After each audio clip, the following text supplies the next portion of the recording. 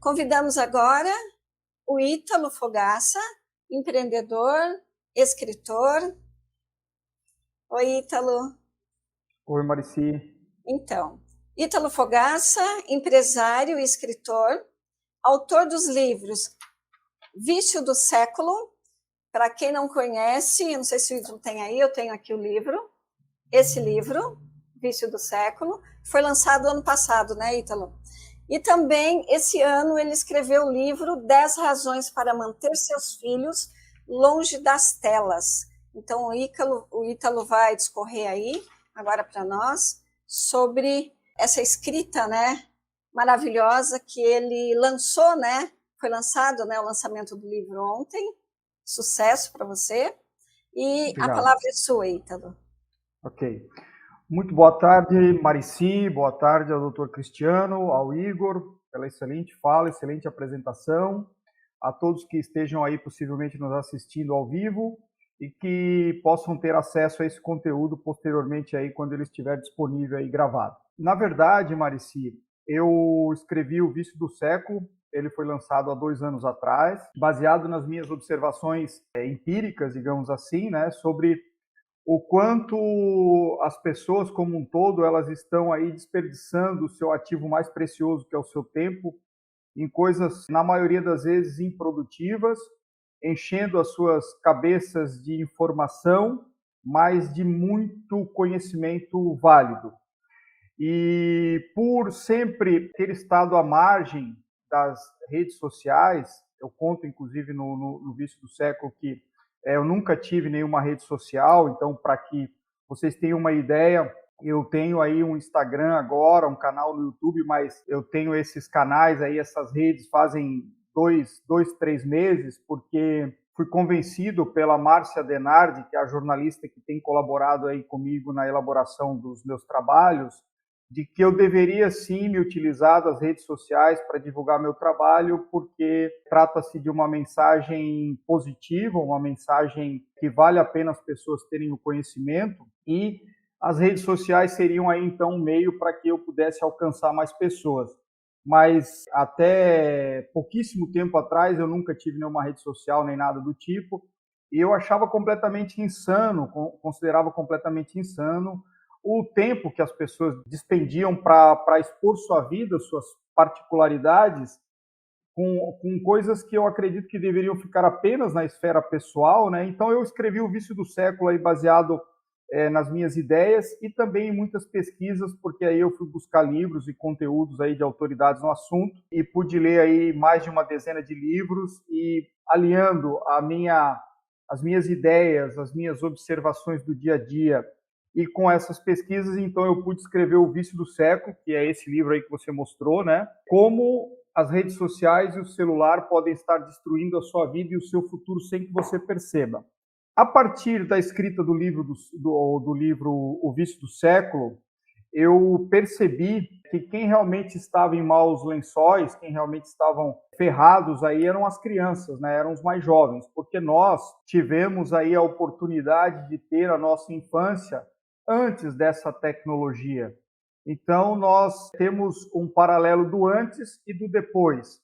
Mas a atual geração, os adolescentes que nós temos hoje, eles, infelizmente, eles já nasceram aí nesse mundo de tecnologia, de internet de alta velocidade, de smartphones, e eles não tiveram essa oportunidade que nós tivemos no passado.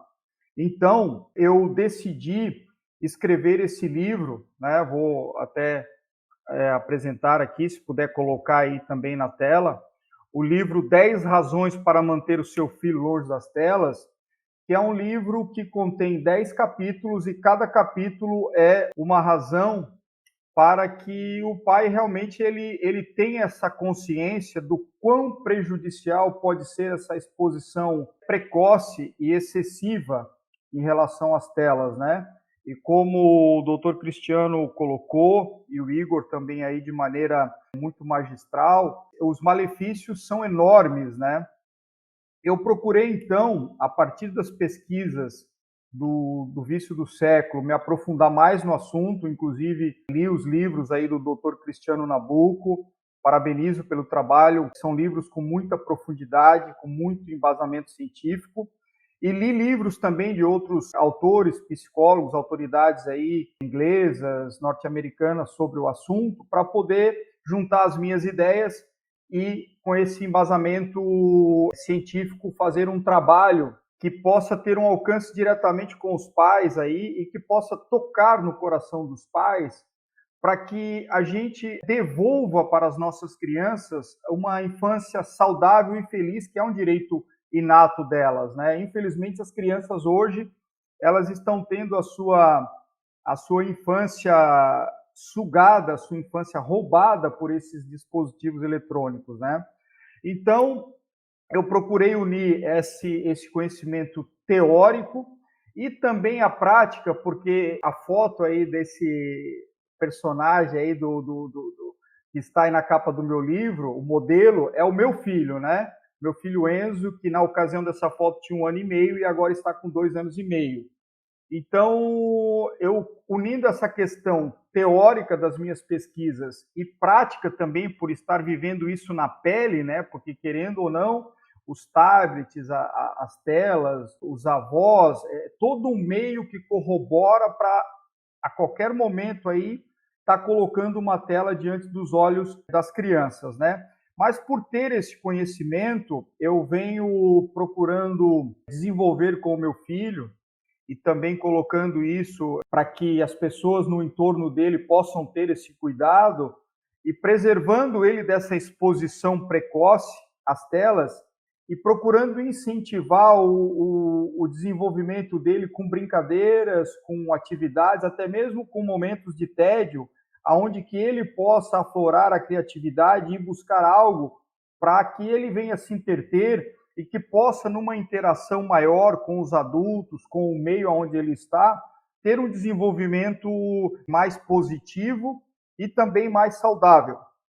Posso aqui, por experiência própria, afirmar aqui que é visível, inclusive nós estávamos conversando, né, Maricia, aí nos bastidores, que a diferença que eu percebo entre o avanço do meu filho com 2 anos e meio e das outras crianças na mesma faixa de idade, em termos de vocabulário, em termos de interpretação de expressões faciais, cognições, é gritante em relação a outras crianças que eu sei que têm um contato aí muito frequente e excessivo com as telas. Então, para falar aí, uma das razões que os pais deveriam manter seu filho longe das telas é o capítulo número 1 do meu livro, que se chama Razão 1, os celulares e dispositivos eletrônicos fazem mal para o desenvolvimento cerebral do seu filho. E como o doutor Cristiano colocou, e o próprio Igor colocou, fica muito claro e muito evidente que essa exposição massiva e precoce que essas crianças estão sofrendo, elas estão provocando um retardo no desenvolvimento cerebral.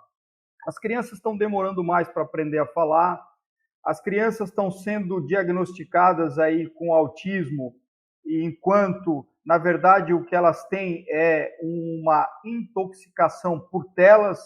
A gente sabe que as telas têm o potencial de sequestrar a atenção de uma forma muito profunda, ou seja, a criança, a partir do momento que ela é colocada diante de uma tela, ela desfoca de tudo que se passa ao redor e foca somente naquilo. Então, ela passa a não observar mais os sons, as palavras, como o Igor falou ali, o próprio movimento labial, ou seja, tudo isso que vai se constituir na base de um aprendizado que nós, como espécie humana, levamos milhares de anos para desenvolver, isso tudo está indo por água abaixo. E as crianças estão tendo esse comportamento aí excessivamente focado nas telas e com esse retardo no aprendizado das outras funções cognitivas, e estão sendo muitas vezes diagnosticadas com autismo, enquanto que, na verdade, o que elas têm é uma intoxicação, um excesso de exposição a telas. Eu tenho também aí no segundo capítulo do livro, uma questão aí que o Igor também pontuou, que é o capítulo número 2, a razão número 2, para o qual um pai, uma mãe, um cuidador deveria manter seu filho longe das telas, que é: você quer que o seu filho cresça emocionalmente saudável. Então, nós sabemos bem que Se coisas como redes sociais têm o poder de, às vezes, afetar a nossa autoestima, afetar o nosso estado de espírito como adultos, que, em tese, temos aí a nossa maturidade cerebral já desenvolvida, vamos imaginar, então, o poder devastador que essas mídias sociais têm na vida de um adolescente, por exemplo, que ainda está em fase de maturação cerebral, que não tem a capacidade de discernir aí, de lidar com as frustrações da vida, e fica aí muitas vezes observando os amiguinhos que fizeram lá uma festa e não o convidaram em tempo real, ou fica ali observando às vezes a vida postada, né? Porque a gente sabe que existe aí uma diferença entre aquilo que é postado e aquilo que é vivido, e isso vai desenvolvendo essa frustração. Nós temos aí um índice alarmante de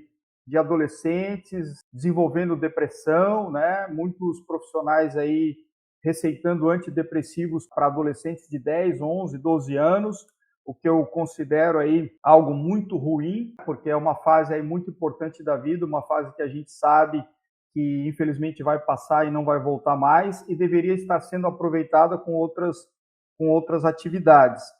Então, o meu trabalho ele é um trabalho de um pai falando para pais, ou seja, não é um trabalho, embora pautado em muita pesquisa, mas não é um trabalho técnico com profundidade científica, embora faça menção a muitos trabalhos científicos. Eu tenho no final do livro todas as referências aonde eu fui buscar as informações que ali constam, mas é mais eu consideraria um diálogo de pai para pai, de amigo para amigo, pontuando 10 razões, 10 capítulos que eu acredito que um pai, uma mãe, um cuidador, que tem acesso a esse conteúdo, as palavras que eu procurei aqui colocar no livro, escrever do meu coração, eu acredito que qualquer um que tem acesso a esse conteúdo, ele não tem como um pai e uma mãe não mudar o seu comportamento em relação ao filho e às tecnologias, mudar para melhor, ou seja,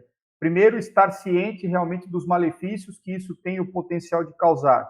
E segundo, tem uma parte até do livro que eu coloco, um parágrafo ali que eu discorro sobre, existe algo que pode substituir um abraço, né? Como você bem falou, né, Marici? Eu acredito que não.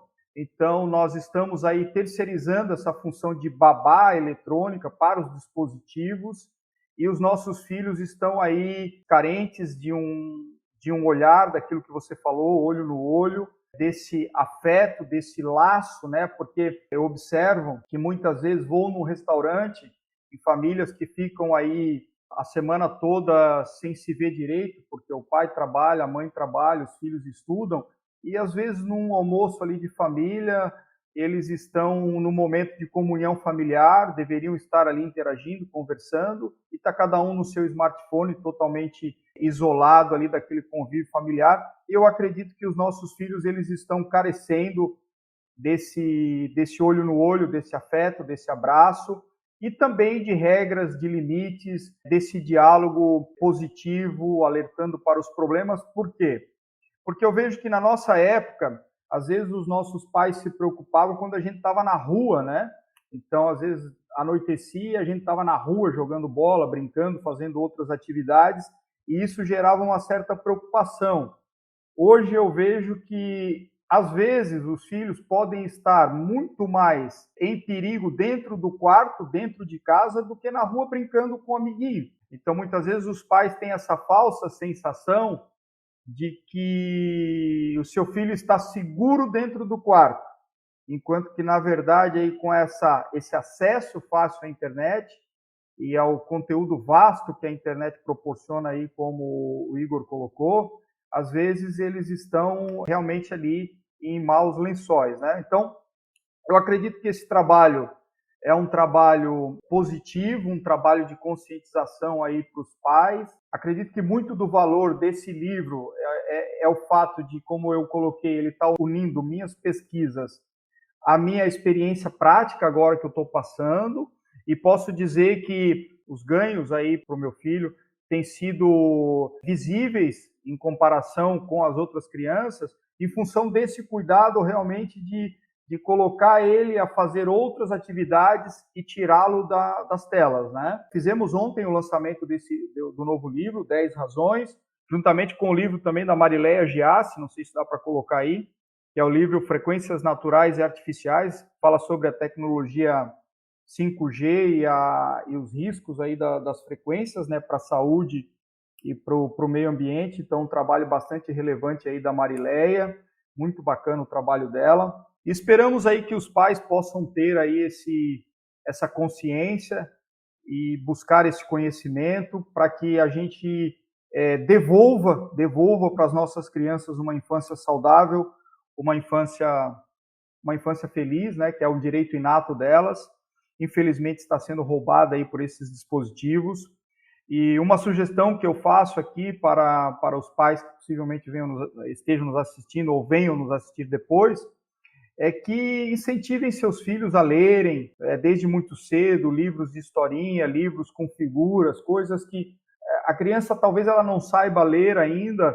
Eu tiro isso pelo meu filho, mas a partir do momento que começa a folhear ali o livro com gravuras, com ilustrações, o urso, o sapo, a vaca, quer dizer, tudo isso vai formando essas cognições que são aí importantíssimas para um desenvolvimento cerebral saudável, né?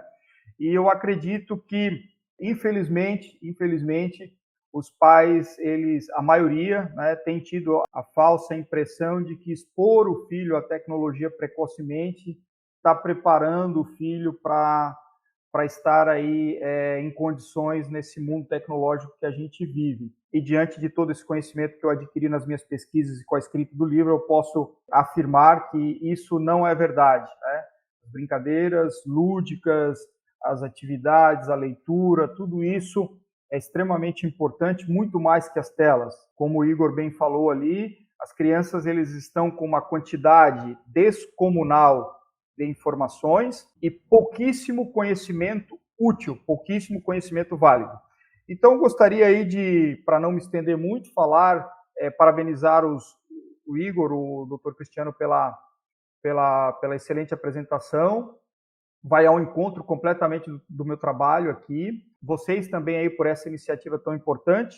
E fazer uma chamada aí para um vídeo que eu pedi para que passasse, que é um vídeo que, embora não tenha uma palavra, ele diz muito sobre esse momento que nós estamos vivendo e sobre tudo isso que nós discutimos aqui.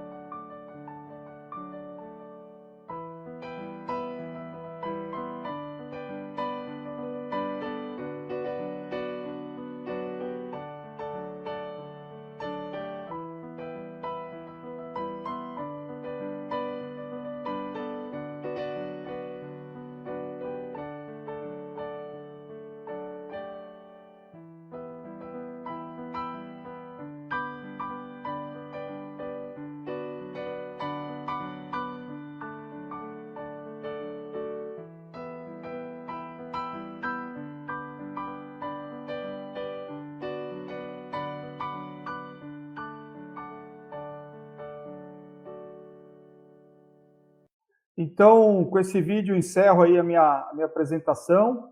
Espero que possa tocar no coração dos pais e todos aqueles que assistam, que vejam aí o nosso encontro. E, mais uma vez, obrigado pela oportunidade. Obrigada, Ítalo. Nossa, esse vídeo é muito triste, é muito, assim, impactante, né? A pessoa que para assistir, revê muito, né? Então, muito obrigada.